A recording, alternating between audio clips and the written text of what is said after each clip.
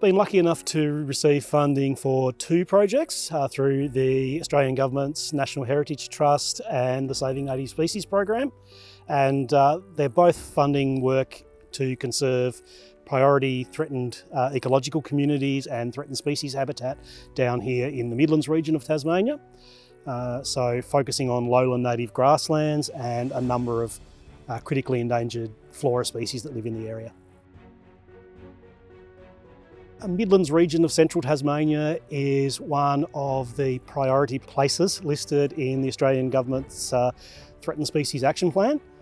So it's one of only 2 in Tasmania of those priority places. There's a lot of species that are endemic to the region. So you have species like the Tunbridge Leek Orchid, the Midlands Buttercup, which obviously are found nowhere else in the state or in the world for the matter. The only places where we can find native grasses easily now are in remnant spots like this golf course or cemeteries, churchyards, and we've probably lost 95% of the native grasslands in the Midlands since European settlement.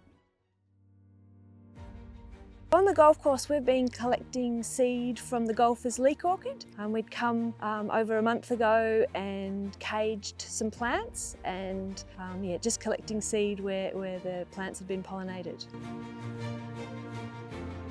The thing is with the golfer, he's in there, all he's thinking about hitting his ball down there to the green. They're not worried about the orchid, so I've had to try and find a happy medium, and that's where these signs come in good. So golfers now hit the ball into there, they go in, they find it, they come out and they drop out here. There's no hitting in there, so it saves the orchids. These here now are the real deal. One of the key critically endangered species that we're focusing on for this project is the Graveside Leek Orchid.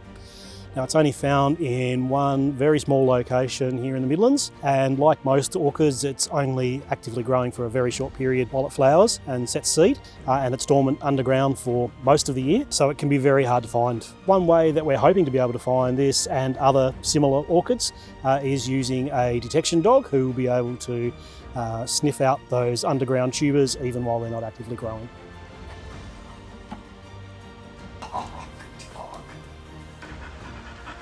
Through collaboration, we can help secure the future of the Midlands region of Tasmania.